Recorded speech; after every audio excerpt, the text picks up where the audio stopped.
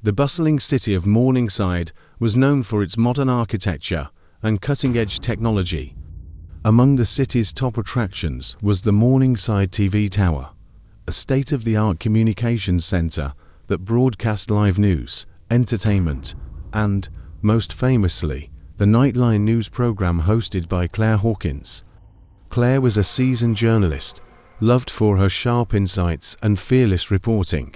Her nightly broadcasts drew millions of viewers, and she had a reputation for diving into the most challenging stories. One evening, during what seemed like an ordinary broadcast, something peculiar happened. Claire sat at her desk, her usual calm demeanor in place.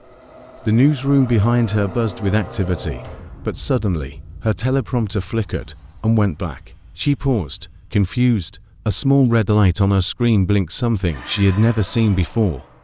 Technical difficulties, she thought, but nothing was being relayed to her through her earpiece. In fact, the newsroom noise behind her abruptly ceased. She glanced over her shoulder.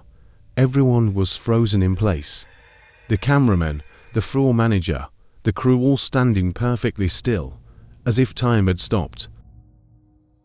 Panic surged through Claire, but she kept her composure. Maybe it was some sort of stage prank, but it didn't feel like one.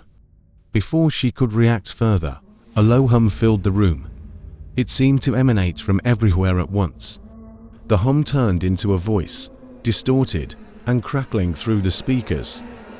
"We see you, Claire, " Her blood ran cold. The voice wasn't familiar. It wasn't a producer or anyone from the station. Claire tried to communicate, but her microphone wouldn't respond. The lights in the studio dimmed slightly, and the monitor in front of her came to life. On the screen, an image appeared blurry at first, but then it sharpened. It was a live feed of her apartment.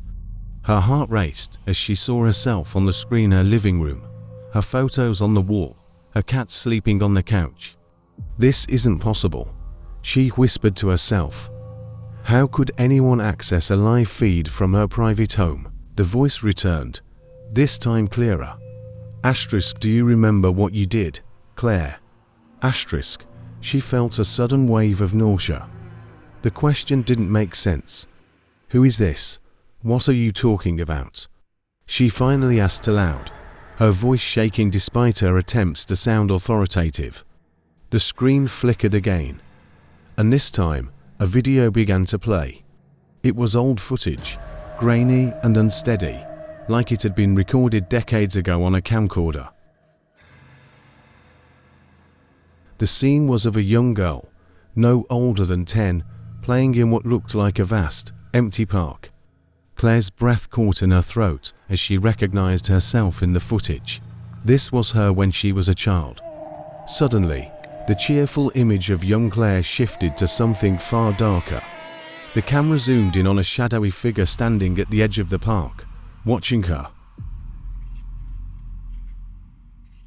The figure didn't move, but the tension in the air was palpable.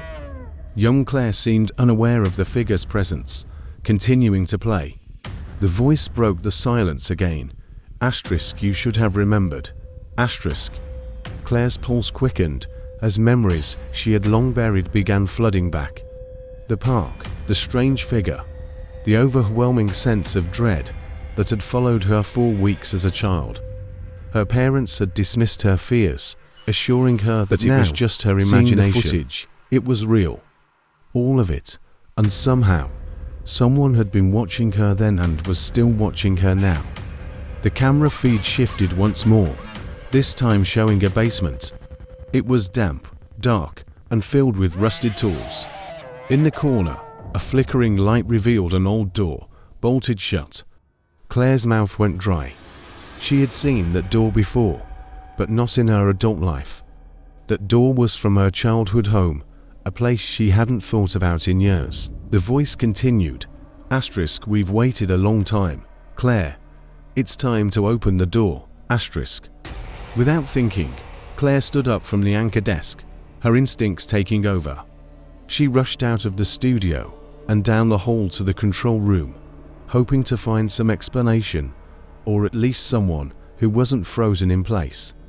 But when she entered the control room, it was empty. The equipment hummed softly, but there was no one in sight. The live feed was still playing on the control room's monitors, her childhood, the figure, the basement.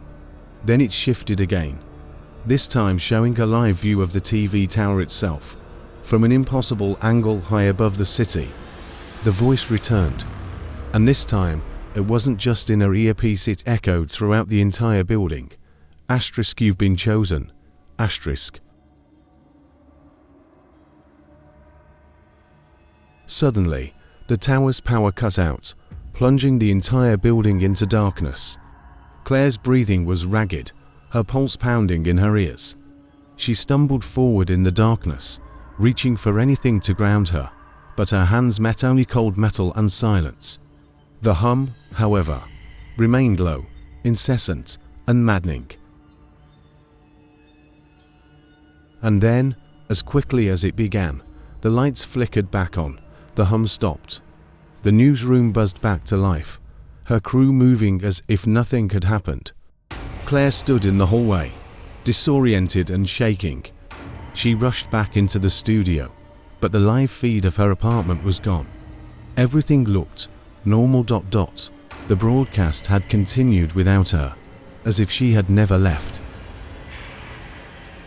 Breathing heavily, Claire sat back at her desk, staring into the camera lens.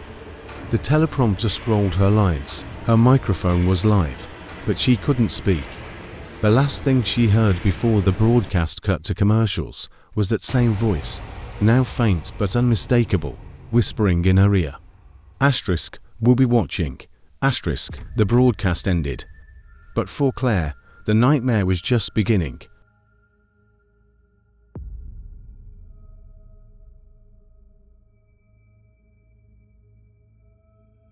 It was well past midnight, but Claire couldn't sleep. The events after the broadcast were etched into her mind. Although she had returned home, her sense of unease refused to fade. Who were these people? Why were they sending her these messages? And the shadowy figure from her childhood, what did it all mean?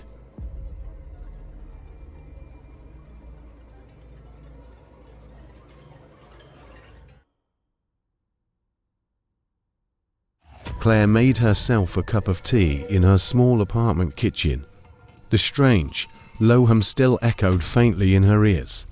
For a moment, she thought she saw the lights flicker again, but she dismissed it as her nerves. Still, deep down, she knew something was terribly wrong.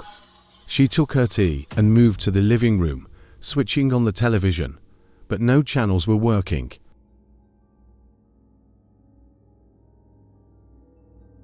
Every single one showed only static. She checked the remote, glanced at the modem lights, everything seemed to be functioning.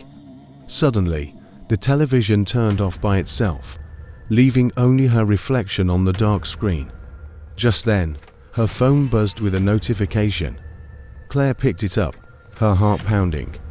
The message was from an unknown number, and it contained only 2 words: "Open the door." Claire's stomach twisted. She stared at the screen, her hands trembling.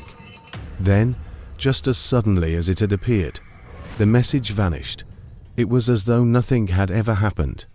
Rushing to the window, she peered outside. The street was quiet. Parked cars, streetlights, everything seemed normal. But as her gaze moved to the building across the street, she saw it. In the shadows of the far corner, a figure stood, watching her. Claire froze. It didn't move, just stood there, staring up at her window. Her blood ran cold. It was the same figure from her childhood, the same shadowy presence that had haunted her. Quickly, she shut the curtains, her heart racing. This couldn't be a coincidence. That thing, it was real. Suddenly, the lights in her apartment hallway flickered and went out. The entire building plunged into darkness, except for the faint glow of her apartment's interior. The humming sound was back, deeper now, more ominous. Claire slowly moved toward the front door. Her steps were hesitant, each one heavy with fear. She could feel the presence behind the door. The cold draft slipping underneath it seemed to seep into the room, chilling her to the bone.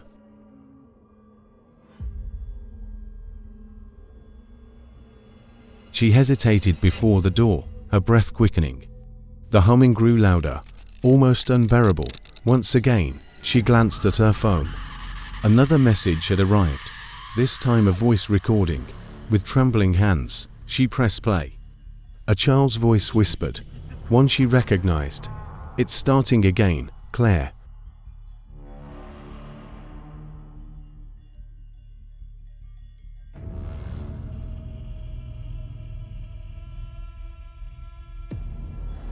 Just then, she heard a soft tapping at the door. Something, or someone, was on the other side. She leaned toward the peephole, her heart hammering in her chest. Nothing, the hallway was empty, but the tapping continued. Claire's patience was at its breaking point. She had to know who or what was out there. Summoning every bit of courage she had left, she slowly reached for the door handle. Her hand shook as she turned it, opening the door just a crack. The hallway was no longer the familiar corridor. The wooden floor had turned into cold, hard stone. Claire recoiled. This wasn't her apartment building anymore. This was something else, a gateway, but to where? As she considered stepping back, a dark, inhuman hand appeared in the doorway, black as night. Then, the shadowy figure emerged fully, materializing in front of her. It had no discernible eyes, yet Claire felt it watching her, piercing her soul. She stepped back, her pulse racing, as the figure took a step inside. Another message arrived on her phone. She didn't dare look, but the familiar childlike voice echoed in her ears once more. Asterisk, there's no escape. Claire, we've found you. Asterisk. And at that moment, the lights went out completely. You can watch part 3 to watch your final part.